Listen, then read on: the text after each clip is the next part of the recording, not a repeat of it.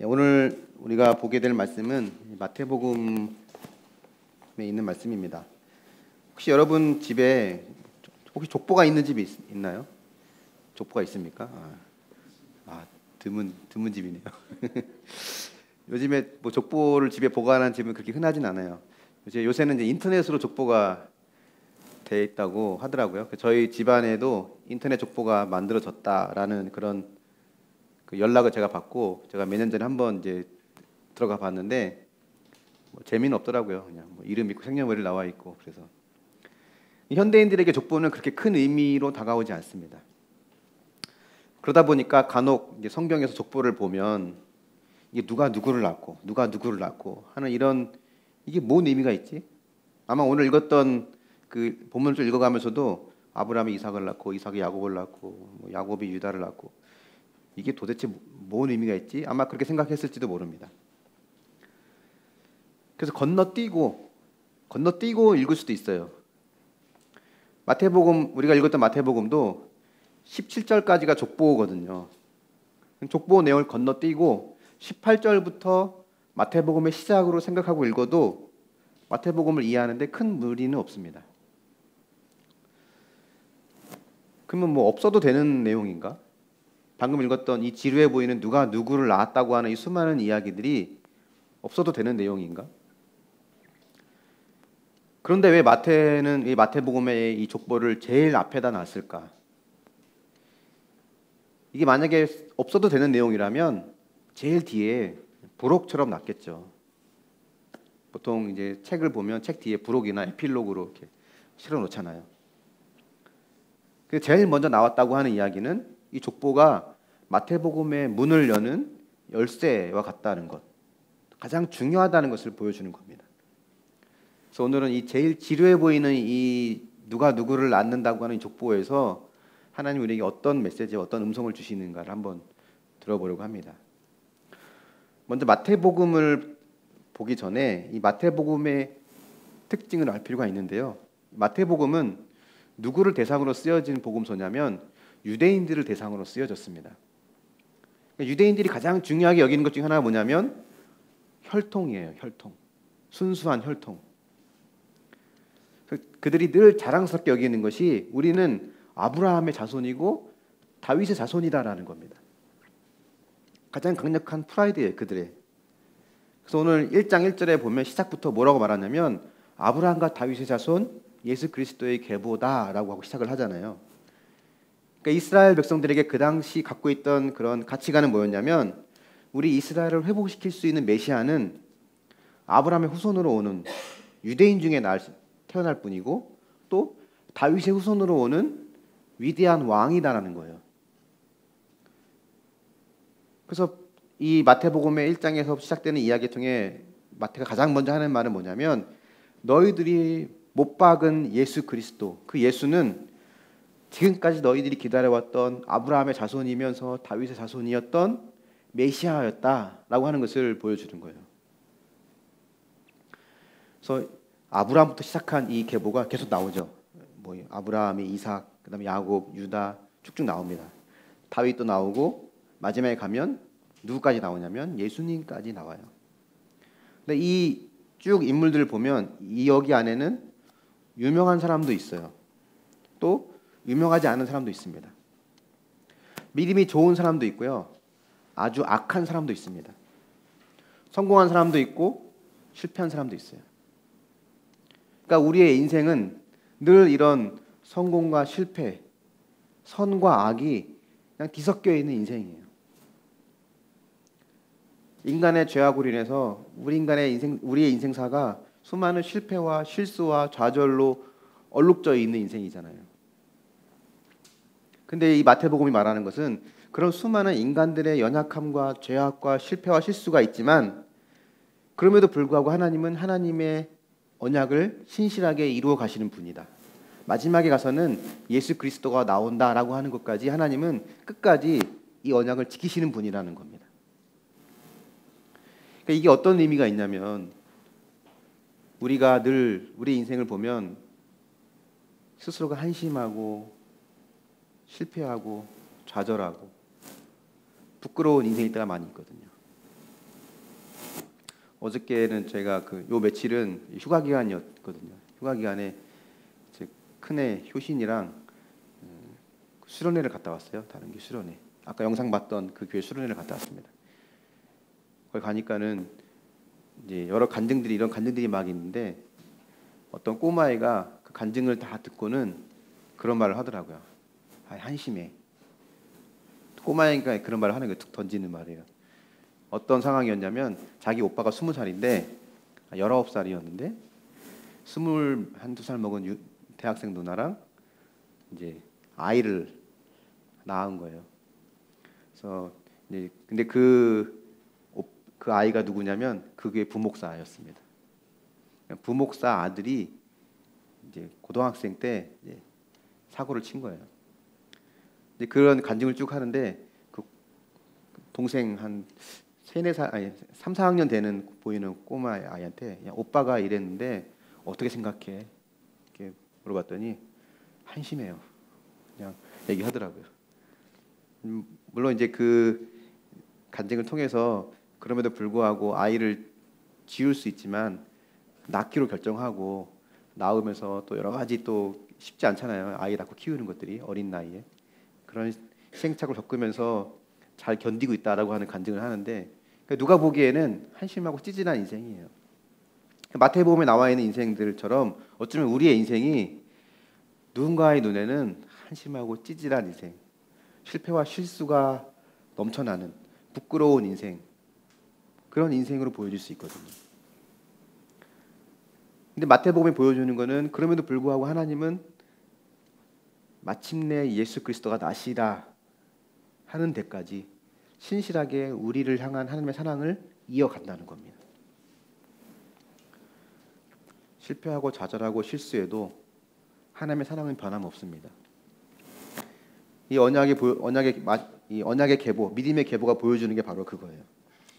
이 족보를 보면 또 이제 몇 가지 특징이 나오는데요. 그 특징들을 좀 하나씩 보려고 해요. 첫 번째 특징이 뭐냐면 이 족보에 여성이 등장한다는 점입니다. 여러분 족보를 보면 요새 나온 족보는 그래도 시대가 좀 변해서 딸들도 이름이 써 있어요. 어떤 데는 보면.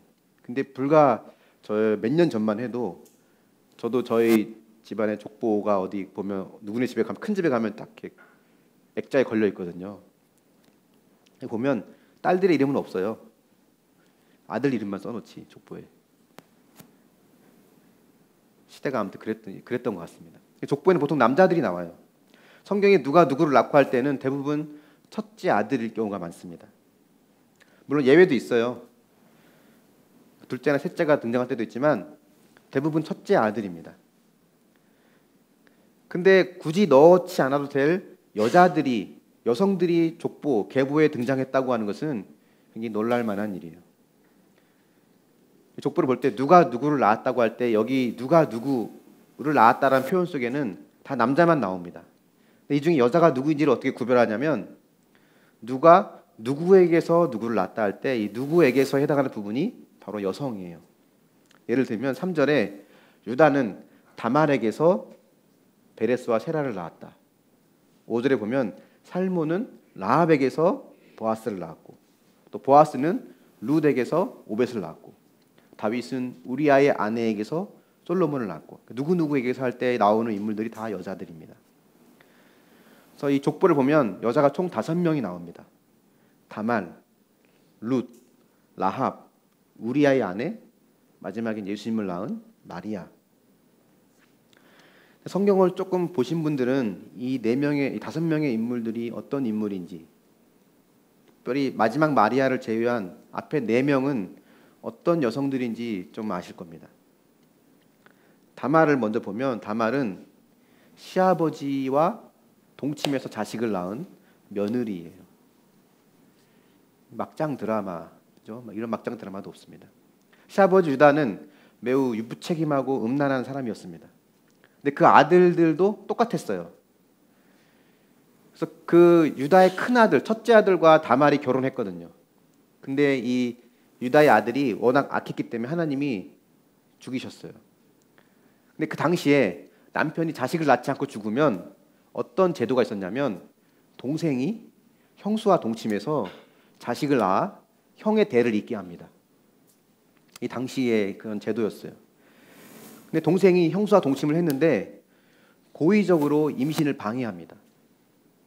그냥 형수를 자신의 성적인 욕구를 채우는 정도만 생각하지 임신을 방해해요. 하나님이 악해서 그 동생도 죽이죠. 막내 아들이 남았거든요. 근데 유다 입장에서 보니까 며느리 하나 들어왔는데 첫째 아들 죽고 둘째 아들 죽고 자칫하다가는 저 셋째 아들까지 죽게 생긴 거예요. 그래서 이렇게 얘기합니다. 막내가 아직 어리니까 장성하면 내가 네 남편의 대를 잇게 내가 해주겠다. 기다려라 라고 했는데 아무리 기다려도 유다가 다말에게 그 대를 잇게 하는 그걸 허락하지 않습니다. 이걸 기업무룩이라고 하거든요. 그러니까 며느리가 어떻게 하냐면 창녀로 변장해요. 창녀를 변장해서 시아버지를 유혹합니다. 그래서 시아버지와 동침해서 아이를 낳아요. 쌍둥이를 낳거든요. 이 우리 지금 가치관을 보면 이게 말도 안 되는 거거든요. 다말이라고 하는 여인의 입장에서 보면 굉장히 수치스러운 일이에요, 사실은. 한 남편의 아내로 있다가 그 동생과 동침하고 그 아버지와 동침하고 창녀를 변장하고 좋아서 하는 일이 아니거든요. 대를 잇겠다고 하는 믿음의 계보를 이어가겠다고 하는 그런 행동이었어요. 성경은 이것을 윤리적으로 판단하지 않습니다. 윤리적으로 볼 때는 문제가 있다고 지적할 수 있지만 성경은 이것을 옳은 행동이라고 인정해줘요. 믿음의 행위로 인정해줍니다. 어쨌든 이 다말이라고 하는 것은 이방 여인이고 시아버지와 동침한 여인으로 어디 뭐 자랑스럽게 이야기할 만한 여인은 아니에요. 라합이라고 하는 여인도 나오죠. 라합은 이스라엘 백성들이 여리고 성을 무너뜨리기 전에 만났던 여인입니다. 정탐꾼을 숨겨줬어요. 숨겨준 대가로 가나안 사람들 다 진멸할 때 이 기생 라합과 그 가족들은 살려둡니다. 근데 이 라합이라고 하는 이 앞에 나 있는 기생이라는 말이 보여주듯이 이 라합이라는 여인도 술 팔고 몸 파는 창녀예요. 우리 엄마가 창녀야. 우리 할머니가 창녀야. 우리 집에 누군가가 창녀야 라고 하는 것을 굳이 자랑스러워 낼 필요 없거든요. 누가 물어보지 않으면 굳이 꺼낼 이유가 없는 거예요. 근데 그 이름이 족보에 계보에 올라가 있습니다. 또 룻이라는 여인도 마찬가지예요. 룻이라는 여인은 이스라엘이 가장 경멸하는 저주받은 모압 출신의 여인입니다.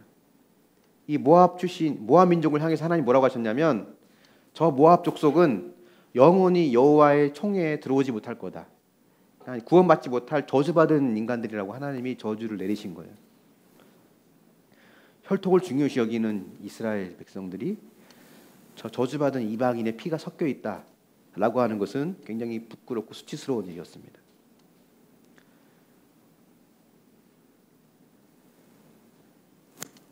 이외에도 마리아를 보면 마리아가 예수님을 이제 잉태하게 되잖아요. 임신하게 됩니다.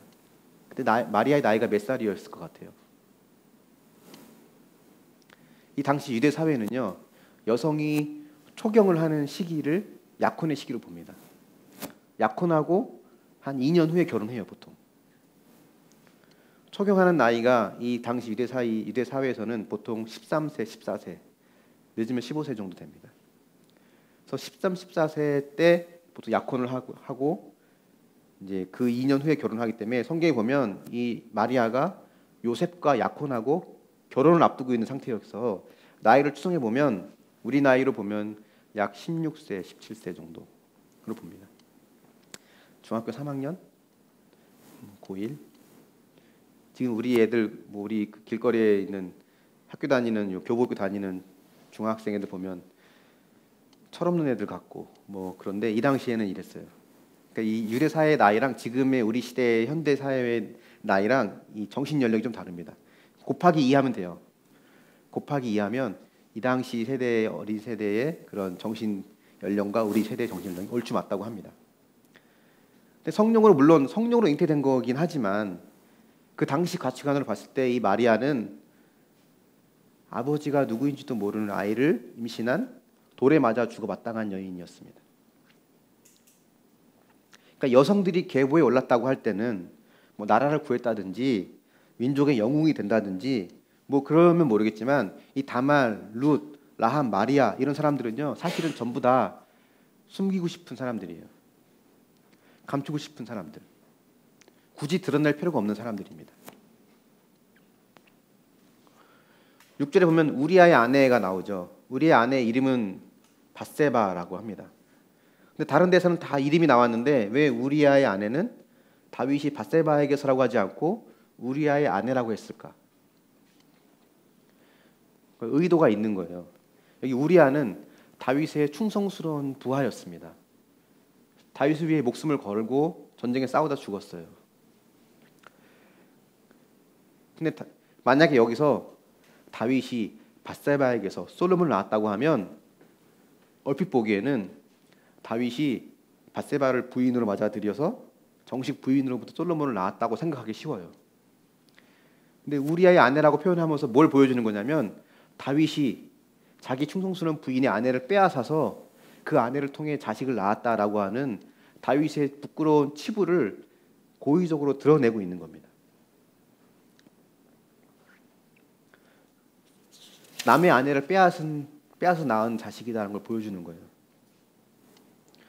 이 여인들이 족보에 빠졌다고 해서 족보가 미완성되는 게 아니에요. 그냥 유다는 베레스를 낳았고 살문은 보아스를 낳았고 보아스는 오벳을 낳았고 다윗은 솔로몬을 낳고 이렇게 해도 다 이해해요, 사람들이. 근데 왜 굳이 부끄러운 수치와 이런 죄악과 상처를 끄집어내는 걸까? 기독교인으로서 사람들은 보통 이런 생각을 많이 합니다. 내가 누군가에게 복음을 전하고 그들에게 기독교를 소개하려면 이 기독교가 좋은 종교라고 하는 것을 어필하고 싶어 하거든요.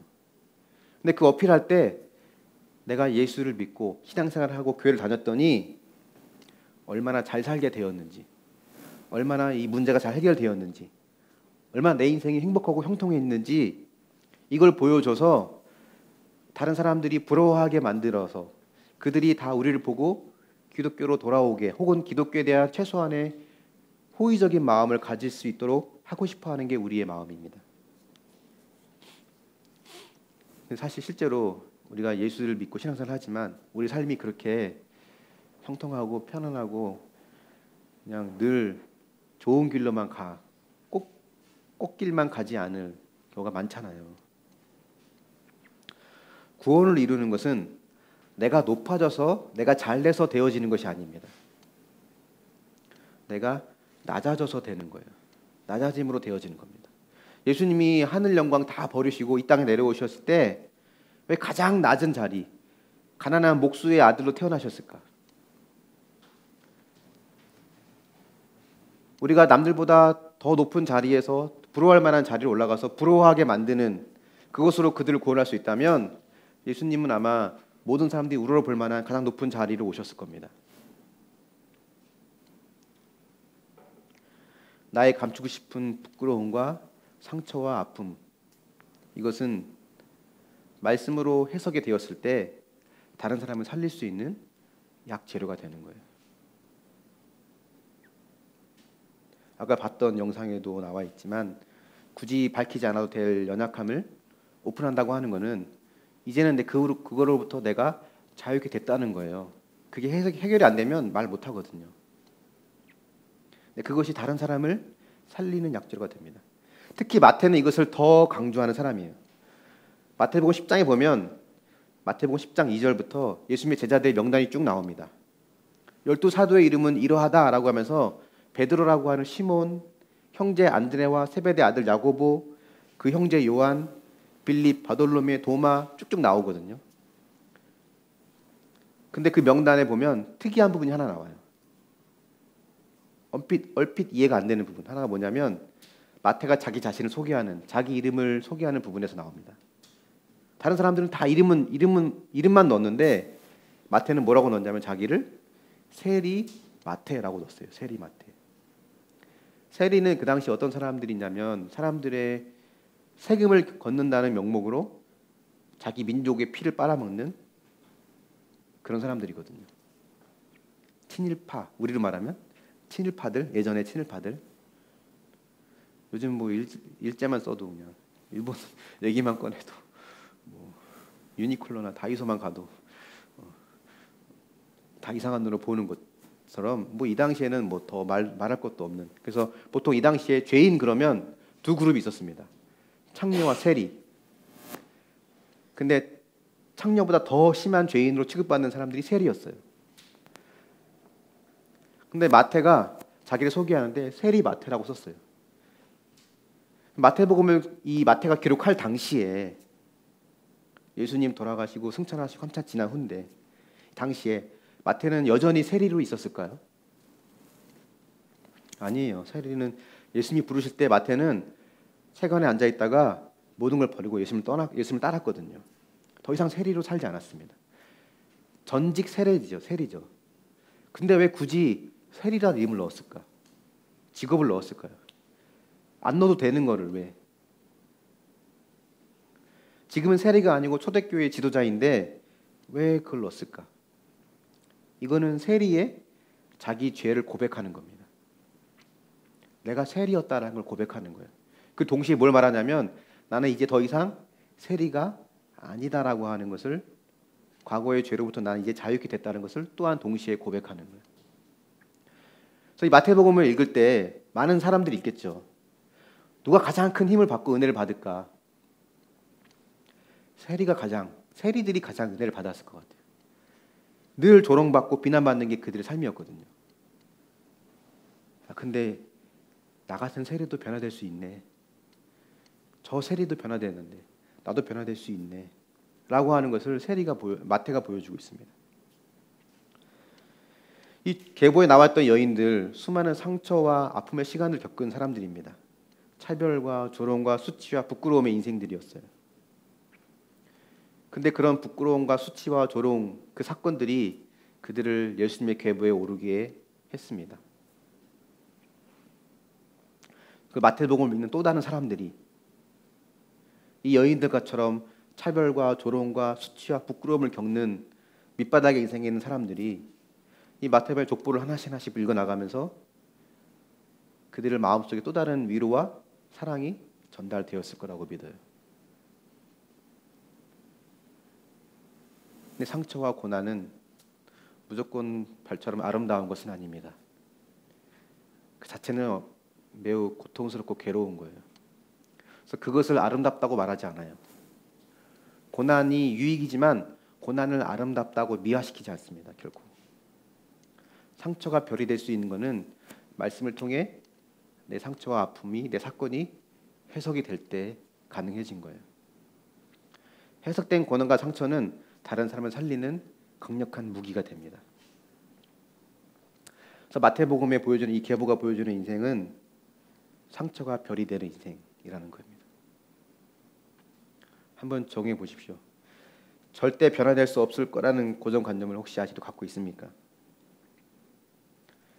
내 가족의 구원이나 내 이웃의 구원을 위해서 내가 감당해야 될 수치와 부끄러움은 무엇이 있습니까? 여러분, 말씀 묵상을 통해서 해석되어진 여러분의 삶의 고난과 상처는 어떤 것이 있습니까? 두 번째로 이 족보의 특징을 보면 이 족보에는 유명한 사람만 있는 것이 아니라 그렇지 않은 무명의 사람도 있다는 거예요. 성경을 좀 본 사람들은 뭐 여기 인물들의 절반 정도는 아실지 모르겠어요. 근데 절반은 성경에 어디서 뭘 했는지 나오지 않아요. 그들이 한 거는 뭐냐면 낳고 나아간 겁니다. 결혼해서 자식을 낳는 것 가장 일상적인 삶이죠.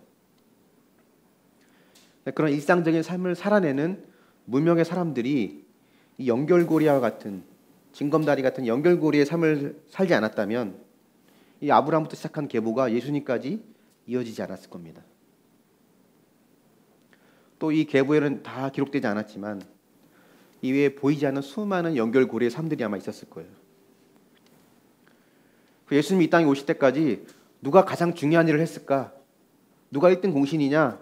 그래서 아브라함부터 쭉 세워놨다면, 족보에 나온 사람들 쭉 세워놨다면 사람들이 볼 때에는 다윗 같은 사람이나 아브라함 같은 사람, 그런 위대한 사람들이, 혹은 히스기야 같은 위대한 왕들이 상을 받을 것 같지만 그렇지 않다는 거예요. 하나님 보실 때는 중간중간에 보이지 않게 일상의 삶 속에서 연결고리의 삶을 살아갔던 사람들이 똑같이 하나님 앞에 보시기에는 착하고 충성된 종이라는 겁니다.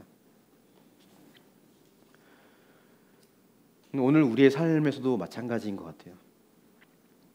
작게는 우리 의왕석수교회, 우리 교회가 하나님이 어떠한 인도를 받게 될지는 알 수 없지만 지금의 순간이 하나님 보시는 어느 순간에 없어서는 안 될 연결고리가 되고 있다는 것을 기억할 수 있길 바랍니다.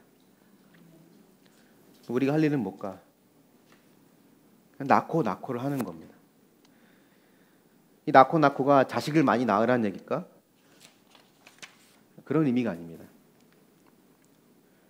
영적인 자녀를 낳아야 한다는 거예요.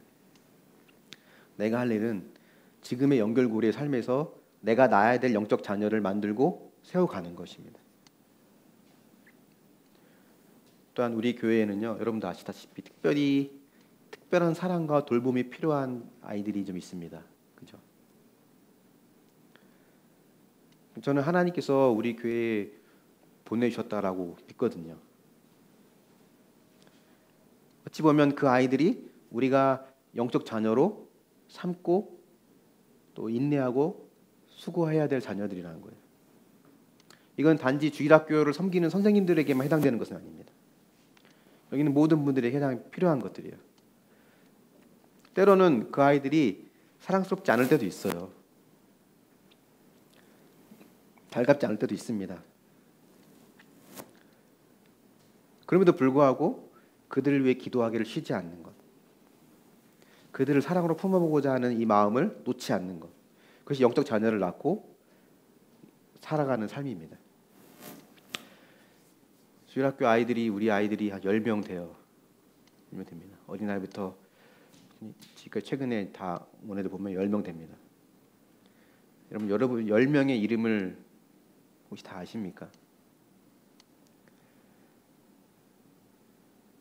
우리가 그 아이들이 영적 자녀로 삼고 낳고의 삶을 살아가는 것은 그들의 인생을 책임져 주는 게 아니잖아요. 그들의 이름 한번 불러주고 한번 쓰다듬어주고 또 그들을 위해서 기도해주고, 그게 시작입니다.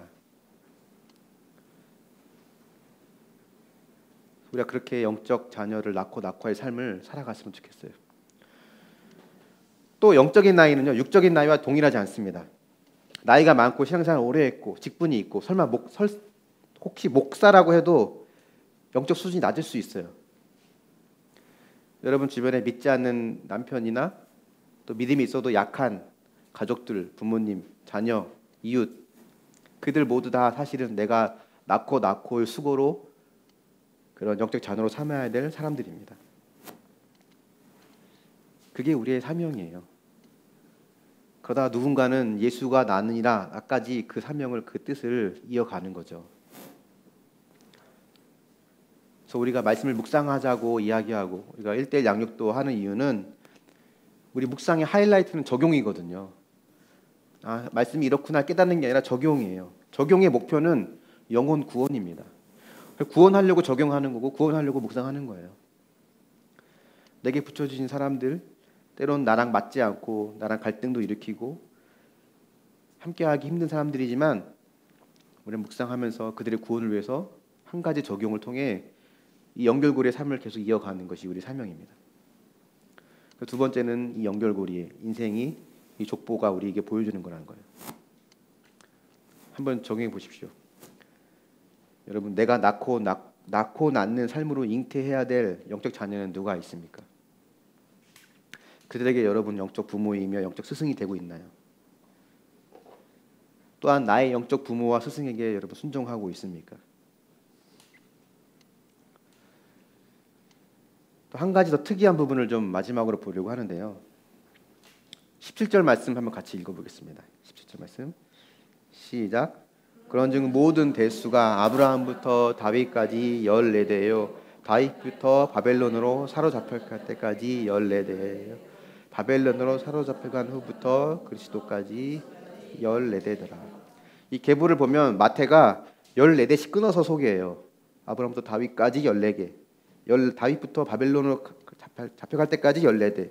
바벨론부터 그리스도까지 14대. 특별히 다윗 이후로는 여러 왕들이 나옵니다. 솔로몬, 르호보암, 여러 왕들이 나오죠. 여기는 선한 왕도 있지만 악한 왕도 있어요. 근데 이 왕들의 내용이 기록되어 있는 성경 구약에 보면 열왕기 상하가 있잖아요. 열왕기 상하를 보면 열왕기 상하에 나와 있는 왕들과 족보에 나와 있는 왕들과 일치하지 않습니다. 몇 명의 왕들이 여기는 빠져 있어요. 왜 빠졌냐면 14대를 맞추기 위해서 몇 개의 왕을 뺐습니다.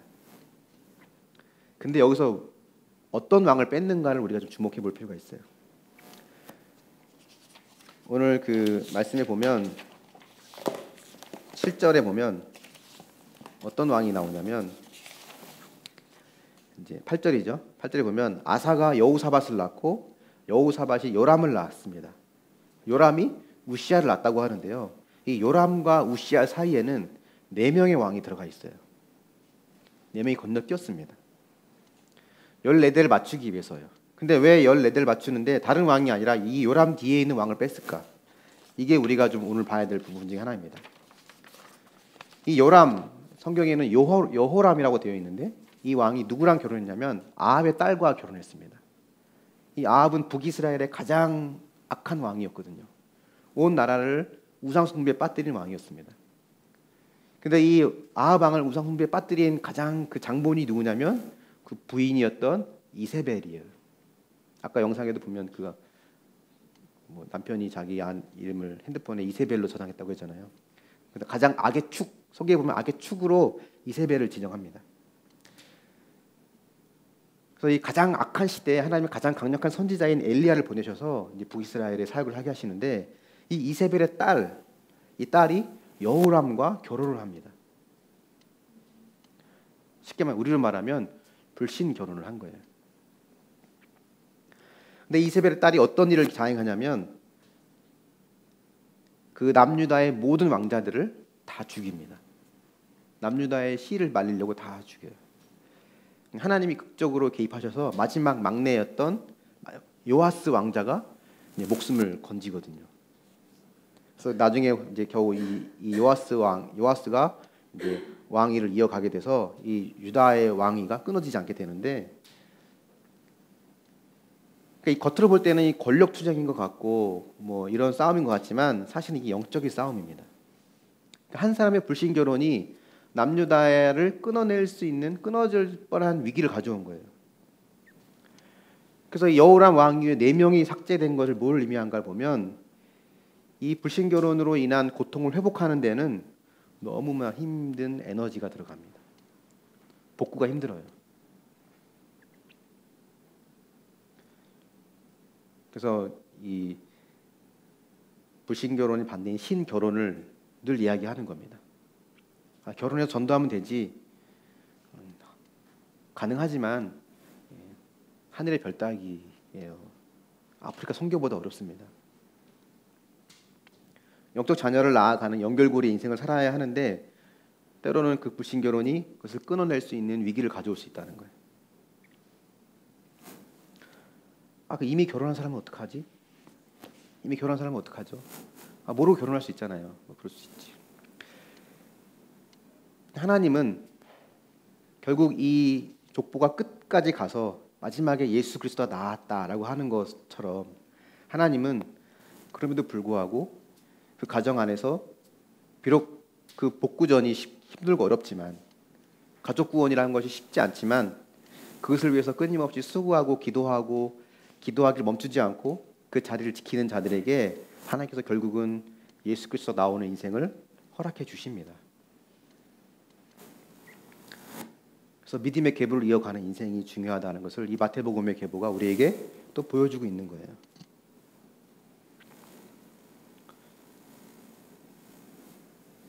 한번 적용해 보십시오, 여러분. 혹시 결혼해서 전도하면 되지? 라고 생각하거나 또 그렇게 전하고 있지 않습니까? 예수님이 계보에 빠진 왕들을 보면서 불신 결혼이라는 것이 생각보다, 우리가 생각하는 것보다 얼마나 큰 위험하고 큰 죄가 되는가를 여러분 깨닫고 있습니까? 하지만 그럼에도 불구하고 동시에 하나님은 끝까지 예수님이 나는 인생으로 저와 여러분의 삶을 인도해 가실 신실하신 분이라는 것을 여러분 또한 인정하십니까? 말씀의 결론을 맺어보겠습니다. 우리 인생에는요, 고통이 없는 삶은 없어요. 상처 없는 삶은 없습니다. 예수 믿고 신앙생활을 한다고 해서 우리 삶이 고통이 사라지거나 상처가 없어지지 않아요. 예수를 믿는다고 하는 것은 하나님을 내 삶의 주인으로 인정하는 걸 말하는 거지, 내가 하나님 때문에 잘 살게 됐다는 걸 말하지 않습니다. 물론 하나님께서 우리에게 은혜를 주긴 하지만 그것은 고통과 상처가 말씀으로 해석되어지고 또 누군가를 구원하는 하나의 통로가 되어질 때 그것이 우리에게 축복이 되고 복된 인생이 되는 거예요. 고통, 상처, 고난이 아름다운 거다 그렇게 말하지 않습니다. 부끄럽고 수치스러운 과거, 감추고 싶은 비밀들, 하지만 그 여인들이 마태복음에서 유대인들을 구원하는 가장 강력한 도구가 된 것처럼 어쩌면 저와 여러분의 삶이 누군가를 구원할 수 있는 가장 강력한 축복의 통로가 될 수 있다는 것을 믿을 수 있길 바랍니다. 그래서 묵상하며 살아내는 것이 중요한 것 같아요. 묵상을 통해서 내 삶을 해석해내는 것, 연결고리의 삶을 살아낼 수 있길 바랍니다. 누가 알아주지 않아도 일상적인 삶 속에서 낳고의 삶을 반복하는 것, 물론 힘들고 어렵죠. 괴롭죠. 하지만 그게 가장 영적인 삶입니다. 가장 육적인 것이 가장 영적인 거예요. 내가 있는 자리에서 아내로서, 남편으로서, 어머니로서, 자녀로서, 누군가의 이웃으로서 그 연결고리의 삶을 잘 살아낼 때 또 누군가의 구원을 위해서 그 수고를 마다하지 않을 때 그것이 우리를 향한 하나님의 계획이 되고 또 구원의 통로가 되어서 나뿐만이 아니라 또 여러분뿐만이 아니라 또 여러분에게 속해 있는 모든 사람들이 함께 믿음의 계보에 멋지게 이름이 올라가는 그런 은혜가 있다는 것을 기억하고 그런 믿음의 삶을 살아내는 저 여러분이 될 수 있기를 예수님의 이름으로 축원합니다. 아멘. 함께 자리에 일어나셔서 찬양하며